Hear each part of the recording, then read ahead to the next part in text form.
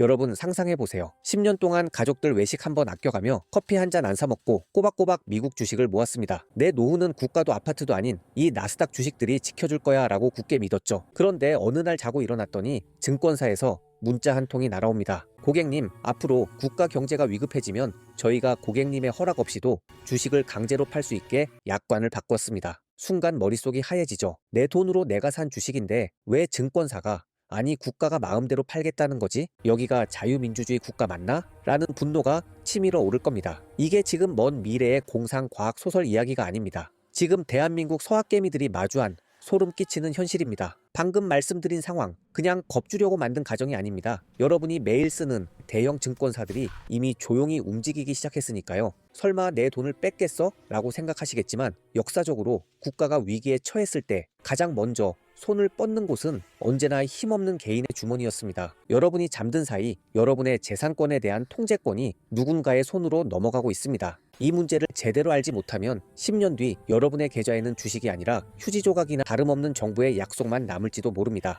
안녕하세요. 경제바게트입니다. 이 영상 구독 버튼을 누르면 여러분의 소중한 자산을 지키는데 꼭 도움이 될 것입니다. 자, 여러분, 우리가 금융거래를 할 때 가장 굳게 믿는 철칙이 하나 있지요? 내 계좌에 있는 자산은 내 생명과도 같아서 누구도 내 허락 없이는 손댈 수 없다는 믿음입니다. 이건 자본주의 사회를 지탱하는 가장 기초적인 약속입니다. 하지만 이 당연한 상식이 지금 여러분의 눈앞에서 처참하게 깨지고 있습니다. 최근 미래에셋증권, 카카오페이 증권 같은 국내 굴지의 대형 증권사들이 해외 주식거래 약관을 슬그머니 수정했습니다. 단순히 문구 몇 개 고친 수준이 아닙니다. 핵심은 이 조항입니다. 법령, 규정, 천재지변. 여기까지는 흔한 면책 조항이죠. 하지만 그 뒤에 아주 무서운 단어가 붙었습니다. 바로 불가항력적인 상황, 발생 시 고객의 주식을 증권사가 임의로 처분, 즉 강제 매각할 수 있다는 내용이 삽입된 겁니다. 여기서 말하는 불가항력이라는 말의 함정은 기준이 없습니다. 전쟁일 수도 있고 단순한 환율 폭등일 수도 있습니다. 증권사가 지금 시장 상황이 너무 안 좋아서 어쩔 수 없었다고 말하면 그게 바로 불가항력이 되는 겁니다. 마치 여러분이 은행 금고에 소중한 금괴를 맡겨뒀는데 은행이 어느 날 갑자기 경제 위기가 와서 우리가 불가항력적으로 당신 금괴를 팔아 현금화했습니다. 여기 그 돈입니다 라고 통보하는 것과 똑같습니다. 지금 투자자들 사이에서 내 재산을 국가나 증권사가 마음대로 파느냐는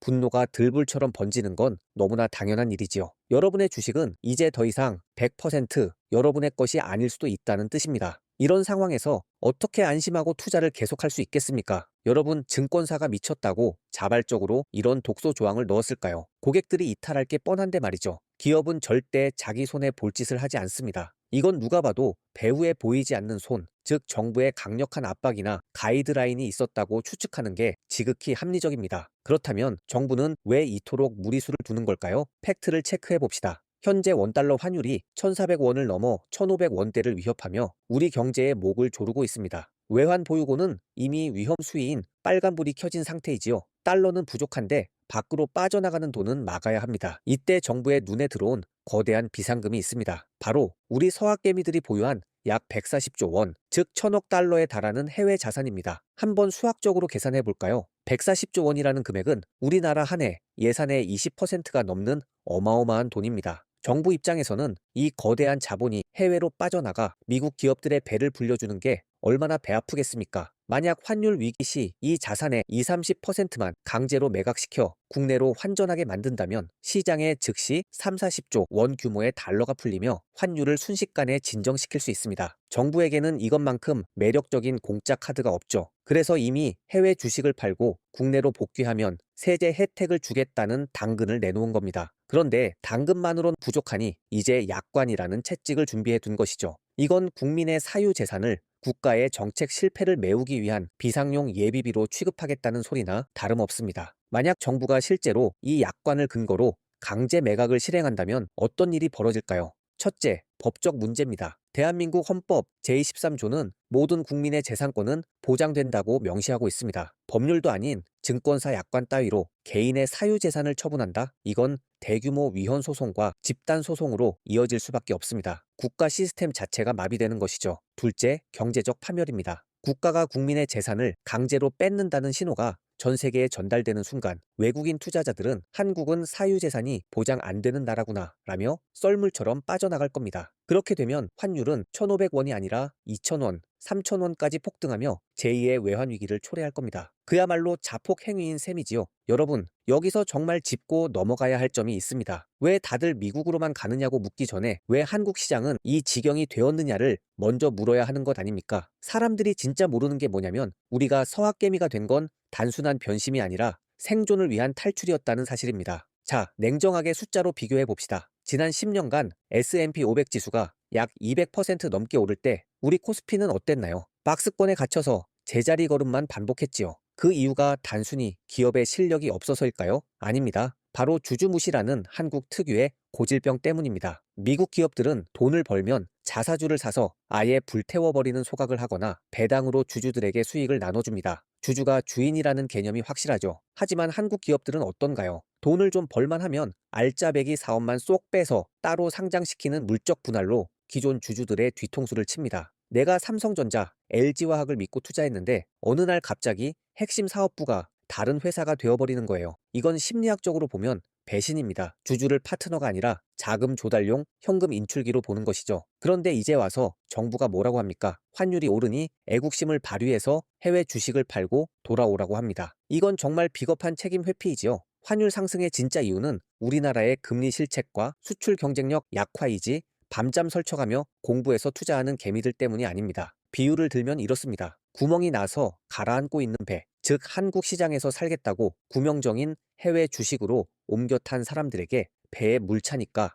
다시 뛰어들어와서 바가지로 물이나 퍼라고 협박하는 꼴입니다. 여러분, 이게 상식적인 요구입니까? 정말 답답해서 드리는 말씀입니다. 자, 그럼 여기서부터 더 놀라운 사실이 나옵니다. 아마 아무리 그래도 국가가 내 주식을 강제로 팔 순 없겠지라고 안심하는 분들 계실 겁니다. 반은 맞고 반은 틀립니다. 지식적으로 팩트를 체크해 드릴게요. 여러분의 주식은 증권사 서버에만 있는 게 아닙니다. 한국예탁결제원과 미국의 DTC, 즉 중앙예탁기관에 여러분의 소유권이 안전하게 기록되어 있습니다. 약관 한 줄 바꿨다고 정부가 버튼 하나로 여러분의 엔비디아 주식을 시장에 내다 팔 수 있는 시스템은 아닙니다. 그렇게 했다간 대한민국은 그 날로 국제금융시장에서 제명입니다. 국가 시스템 포기 선언이나 다름없죠. 하지만 진짜 무서운 건 대놓고 뺏는 게 아니라 팔 수밖에 없게 만드는 점진적 규제, 즉 고사 전략입니다. 정부가 여러분의 목을 서서히 조여올 수 있는 방법은 너무나 많습니다. 첫째, 세금 폭탄입니다. 해외 주식 양도소득세를 현행 22%에서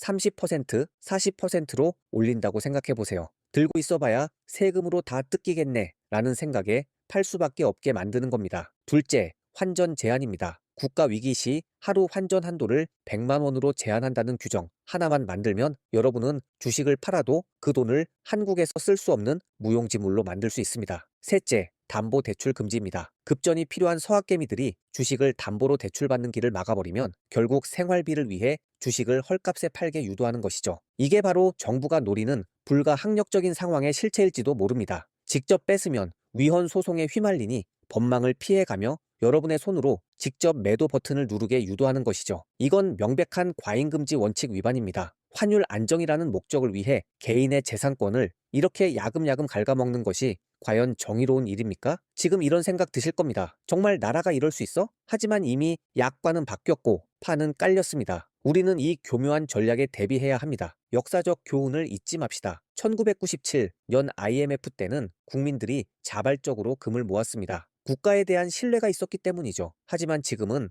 정책 실패의 책임을 국민에게 강요하고 있습니다. 무너진 신뢰는 약관 한 줄로 회복되지 않습니다. 정부는 국민의 주머니를 털 국리를 할 것이 아니라 우리 경제의 기초 체력을 기르고 주주 권리를 보호하는 근본적인 처방부터 내놓아야 합니다. 시청자 여러분, 지금 당장 여러분이 이용하는 증권사의 계정 약관을 꼼꼼히 확인하십시오. 그리고 부당한 조항에 대해서는 강력하게 항의하고 목소리를 내야 합니다. 침묵하면 여러분의 재산은 지켜지지 않습니다. 오늘 영상이 여러분의 눈을 뜨게 하는 데 도움이 되었다면 구독과 좋아요로 응원해 주세요. 여러분의 소중한 자산을 지키는 길에 경제 파게트가 끝까지 함께하겠습니다. 감사합니다.